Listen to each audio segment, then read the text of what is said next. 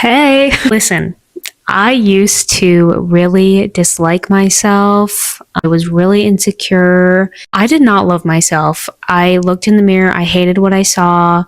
I looked at my life. I hated what was happening. I had so much pain and hurt and everything towards myself. That pain that I felt towards myself, it, manifested in really being depressed all the time and not taking care of myself and letting people walk all over me and just really insecure behaviors. And I was not full of the love and joy and peace and excitement that I am full of now.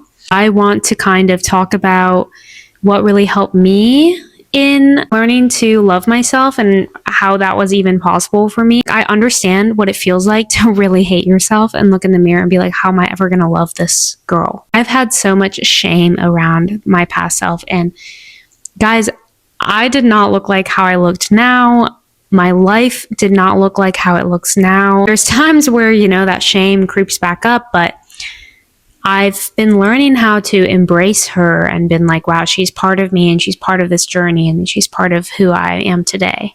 What has really, really, really, really helped me, I saw myself through the perspective of the child me. Anytime I've struggled to really love and have empathy for myself, understand myself, listen to myself, I ask myself how I would respond if I was talking to the child me. And you really look at yourself and your emotions through the perspective of I'm talking to a little child, kind of like reparenting yourself, right? It does allow you to have empathy for yourself in a different way because I've noticed we have these really strong expectations of adults to just kind of understand and have things figured out and know better, so to speak. And bad behavior is not acceptable. Disrespect, unkindness, these things are not things we should accept, but we can have empathy for where these things are coming from. And I think they're coming from a place of hurt and pain and woundedness and insecurity. What I've noticed in my own life is those past versions of me that did insecure behaviors, that, didn't act in alignment with my values, was a lack of awareness about myself, a lack of awareness about the world. Even as an adult, there's been times where I really lacked awareness. Obviously, you got to take accountability to gain the awareness, but I'm not discounting that as an adult. But it is helpful, like if you're someone who really beats yourself up for mistakes you make or past versions of yourself, if you can look at yourself from the perspective of, oh, like there is this little child inside of me who is learning, you're able to give so much more empathy to that, right? Because it's a child. And I personally, I have a really soft spot in my heart for children. It's hard being a kid. It's freaking hard being a kid. Like you're thrown into this world, like you don't know what the F is going on and you're just expected to figure it out. And you take any behaviors on that is going to help you survive, so to speak, right? Because as a child, you're in full on survival mode, Kids are smart, they do what will help them survive. And unfortunately, for those of us who grew up in painful environments, stressful environments, that does translate to survival mechanisms that in adulthood end up hurting us and leaving us with a lot of pain and don't allow us to fully embrace ourselves and embrace life. Self-love is best thought of through the perspective of if you are a parent looking at a child, and the parent is your now self, and the child is whatever you're struggling with, whatever issue you're struggling with. I have noticed that sometimes self-love is mistaken for enabling oneself or just doing what is comfortable or like feels comfortable. And I don't think that is always self-love. Sometimes you do need like a comfort movie, or you need to give yourself like a nice night in or something like that. And that is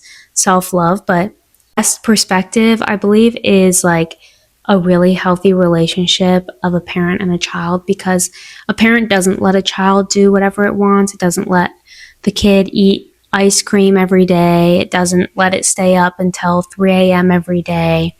There are boundaries and there are rules, but those boundaries and rules are enforced with love, not punishment. They're enforced with respect.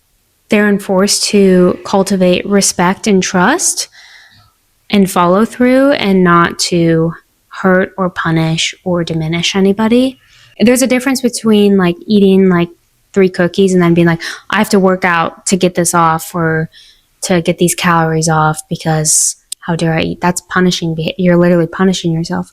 But if you simply work out every day because that is a virtue to your health, maybe you happened to eat 3 cookies that day, but it doesn't have anything to do with whether you're working out or not. It's just you are showing up to work out for your health. You know what I mean? It's a different energy that you're bringing to it.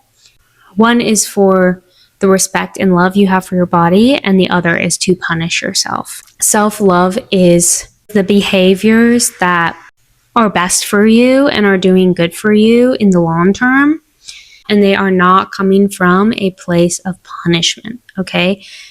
They are coming from a place of respect. There are, emotions that are probably going to come up when you start seeing yourself through the perspective of your little self, because you do start to realize like how much hurt and pain and how cruel you've been to yourself. Like, I even think about, my body, right? And I have had many times in my life where I did not like my body, wanted to change it, and I just was like, oh, I'm like too big, or oh, I'm not beautiful, or oh, I hate this part of my body. And I'm just like ripping my body to shreds, right? But at the end of the day, my body is doing so much for me. It is fighting illness off for me, even when I'm not giving it proper fuel, when I'm not sleeping properly, when I'm not doing all the things for it. It is still showing up for me every single day. It is fighting diseases for me.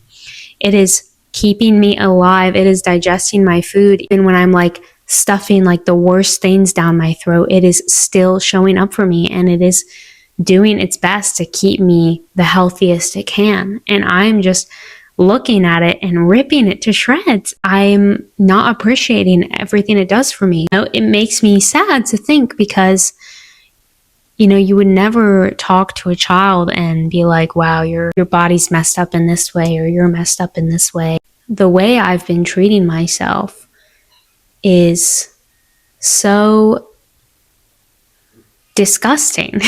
You would never say that to a child. So if you think that's an okay thing to say to a child, you need to reflect on that, because that is not good, okay? Give yourself the love that you would give to a little kid, who needs it. You just remember the little you, okay? And do it for them. Do it for them, because they are hurt. They're still with you. They're hurting inside you. They are the beginning of who you are now. They brought you here.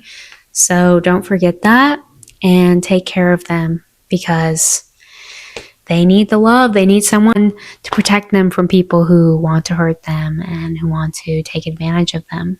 They need that. So give that to them. Give that to them, because they deserve it. Okay? Yeah. Okay. Okay, I need to go practice. Okay, bye.